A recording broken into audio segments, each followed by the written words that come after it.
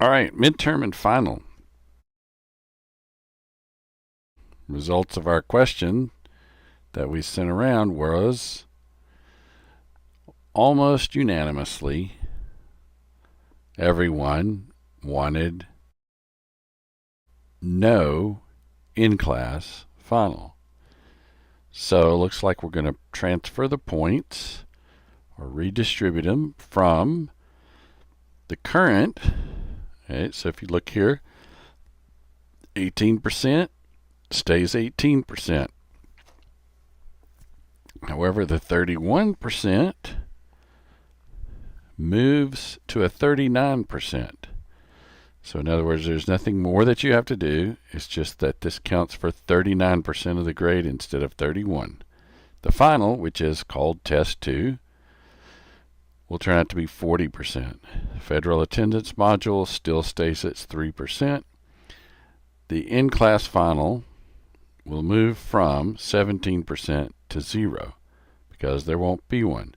However, these will still add up to 100%. Where do you go take the final? atu.5thn.com. That's where you log into. So let's go straight to the testing site. All right. So I've come to this site, and I'm logged in as the main user. Let me log out of a special account that I have. I'm going to log into, I'm coming to this site. I'm sitting right here. You can see the available courses. One of them is yours. I can hit it, or I can hit the login. In either way, I'm going to have this. Now, this is populating my username and password because I've logged in before. You can do save as and save that password if you want. Okay, and so now I'm in this course. Up at the top left, you see this little blue that brings over some hidden things. Now, at the very bottom left, you see I'm in 3 courses. This is a testing thing, so you can see I'm in all 3. I am going to show you where the midterm is, and here's the final. It's that simple. Each one of these is one problem. These are all due on April 14th because on the 15th is the last day to drop. So I figured if you can't get it done by then, I'm not going to count it, and you can just suffer the consequences. So how do you go about taking the test? You click that. In this particular problem, only in this CP001, are you allowed 10 attempts in 5 hours. All the rest, no matter which course you're in, all the rest have a 4-hour limit, and you're allowed to attempt this 5 times. So I'm going to go back to the midterm. I'm going to do this CP01 because it's common to all 3 classes. It says, okay, start the attempt. You have a time limit of 5 hours. I start it, and there's my problem. Little drawing of a funny triangle. It says the data for the problem is shown below. Enter the solutions here. Okay, so I could sit here and say, okay, so if I need to know the length of the side C, I'd use the law of cosines. But in either case, I know it's 180 degrees. So I hit the finish the attempt. Okay, now it's not truly finished. It'll clear on me after 5 hours, but I can submit it all, and that attempt is gone. So what you find out is there's your real answer, your real answer, your real answer. 40, 22, 28. Now, you see I did get this one correct. And in the answer, there's a little bit of a link here to kind of guide you through a couple things. So I made a 25% on this, and that's that. Okay, 45 seconds it took me. That's when I started it. That's when I finished it. Let's take a look now from the administrative side. Now, when I do this, I'm going to blank out some things. So you're going to see things get blanked out here. So I'm in this course.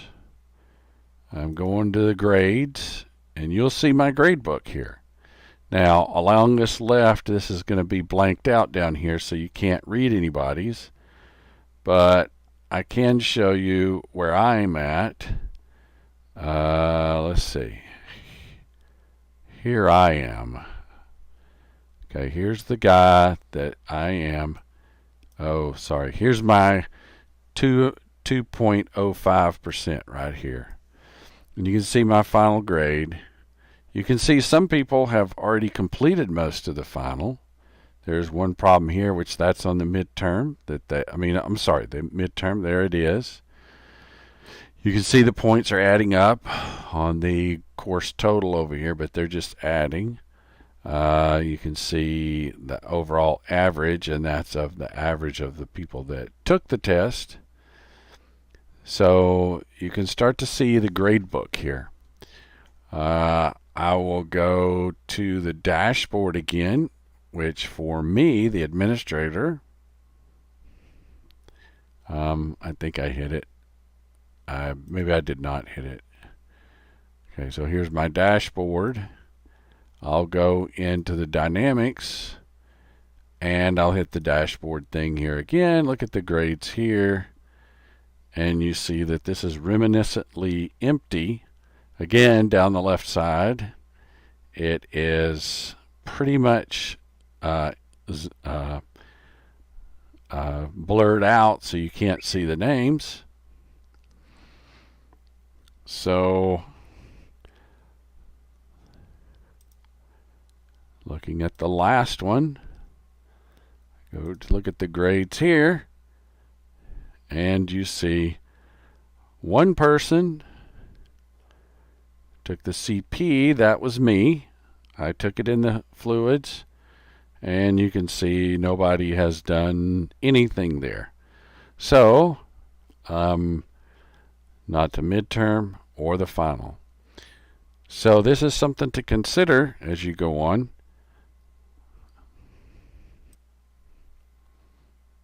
So what do we do here? How do we approach this? Well, first of all, you have to work each one of these problems. Let me give you a typical example. You go in. You may have a problem like this. Okay, here are three forces put on here. Tells you the alpha, beta. The theta. It says, determine the magnitude of F1 and its direction theta, so the resulting force acts along the positive x prime direction, which is right here, and has a magnitude of 1008 newtons. Tells you the data, A, is this number, B is that number, the forces of F2, which is off the screen, which is right here, and F3, which is on the screen over here, are those two numbers. It says, now if you look at this real close, I can hold the control key down and zoom in, and what you'll find, and I'm making it really big for a reason, you'll see there are two boxes here that you have to fill out. Let's say you find out this is this, and this is like 2100. Okay, so of course you can guess all you want. That's great, but you probably want to work this out because you're only going to get 5 shots. You hit the finish attempt. I'm going to zoom back out in a minute. Control key down, scroll the mouse back out so it gets a little bigger. Now, it's still counting down, and I can walk away and come back and return to the attempt, back to the same exact problem with the same exact numbers, and I can say, oh, it was 2300. Go back and finish the attempt, But it's still not finished until either the time runs out or I submit all and finish. So if I submit all and finish, it says, hey, wait, once you've submitted, you can no longer be able to change your answers for this attempt. Submit all and finished, and it grades it. All right, so I made a nothing out of 10. So I'll roll back down. Now, here's the deal. The grades are correct if it's within 5%. Okay, so I guessed pretty close. That's actually a pretty close guess. Not quite close. But here's the deal. You enter numerical values only. It's graded as though it's within 5% of the solution is correct, and you get the full grade. Otherwise, you don't. You hovered over it, you can look at this. Now, your first inclination is, hey, I'll just take these numbers, copy them, put them back in. But that sets for 55, 11, and 9, and 5. So, for example, if I just wanted to do this and say, hey, let's just see what, here. This way I can see it. I can do a new snippet and say, there were my numbers. Okay, that's the numbers from the first attempt. There they are. So then I go back and I say, you know what? I look around, I think I know how to work this problem. I'm going to go back and work it again. It says, hey, your first attempt, I submitted it on this day at this time. I got nothing out of nothing. I can review the attempt, or I can reattempt it. So let's reattempt it. Picture looks the same. However, compare it to the snippet I had. 55.9, well, it's 55.2, but A is now 6, and B is 3.5, and this was 5.8. This is 324 now. This is 249. This was 124. Now it's 96. Stab in the dark. 11 degrees. 865. Finish the attempt. Okay, still counting down until I either let the time out or I say I give up. And guess what? I got 0 out of 10 again. This time, it moved up 19 now. And 1036, okay? So each time you go edit, the problem is going to change. To give you a good judge of how the percents change, so I know this answer is 180. So 5% or 10% of 180 is 18. Half of that is 9. So, believe it or not, if I'm 5%, I don't know if it's within 5%. Turns out, yes, it still counted this as correct because I was 5% or within. Let's go back and retake the test. And this time, I'm going to reattempt it. Now, 5% of 180 is still 9, but 9.00001. And let's see what happens. I'm not sure it'll round off, but we'll see. Got it wrong. I was outside the bounds of the 5%. Works the other way as well. Here's what I mean. Go back to the problem. Okay. So I'll reattempt it. Okay, so 180 minus 9, 181. Let's see if that's okay. Guess what? It's okay. Still okay. Let's drop a little below that. See what happens. Now, 180 now. Oh, I'm sorry. I should have said 171. I put 181. Never mind. So take 180, take off 9, which is 5% of 180. And it still counts as correct. What happens if I do 170.999? Okay.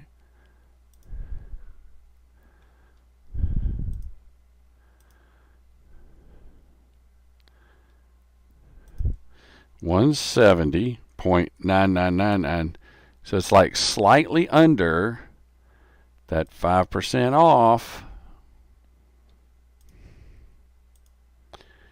And guess what I got? I got it wrong. So the other thing, if you go back and look at your problem, you can see all of the different attempts you made and all of the different reviews you can look at, but you can see that it's recording the highest grade of all your attempts.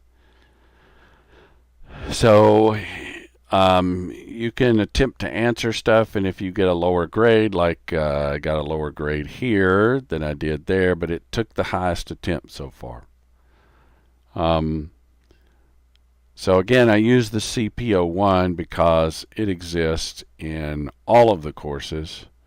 So if I go over and go in here, you'll see a CP01 with the same problem statement in dynamics as you do in statics, as well as fluids, which has the same problem statement. I basically went in and attempted this earlier to play with it. Same problem. However, if you go into fluids and look at the first problem there, you're going to see a different kind of problem. That is a fluids problem. Of course, it makes sense. If you go into the first problem for statics, you should see a statics problem. Of course, it's wanting you to work this. Again, beauty of this system, single problem statement, multiple answers. Those multiple answers, they are your partial credit. So you do not have to go away answering all of it to get points. But if you want all your points, you have to continue to work at it until you get them all. Of course, likewise, if you go back to your courses and you go to dynamics, of course, makes sense, you're going to see dynamics problems. So there's a typical dynamics problem. Again, multiple answers available for a single problem statement. So I have no idea what happens if you do that.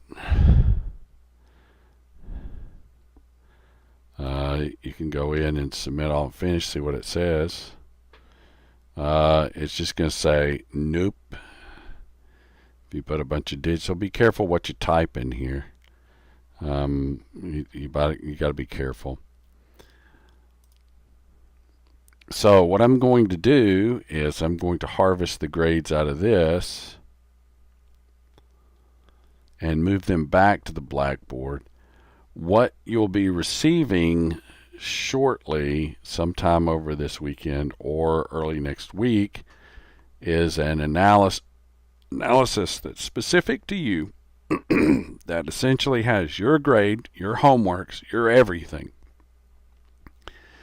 So it will be a replacement or an additional copy of what is in Blackboard that is going to be sent directly to you in your inbox. Once a week, it will appear coming from my tech email as a forward, but it will occasionally occur from another email address.